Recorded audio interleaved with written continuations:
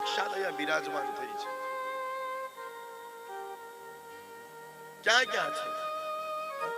સ્થળ સ્થળ મહી તુજ વાસ છે. એમાં તું ક્યાં નથી? એવી માં ભગવતી.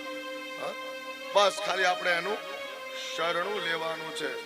તામુપેહી મહારાજ શરણમ પરમેશ્વરી આરાધિતા સેવનૃણામ આરાધિતા સેવનૃણામ ભોગ સ્વર્ગાપવર્ગદા.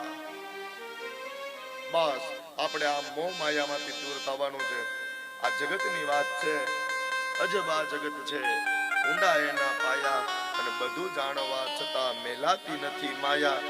માને ઓળખી નથી શકતા એટલા માટે, કારણ કે આપણે માયામાં ઘેરાયેલા છે. અજબ આ જગત સે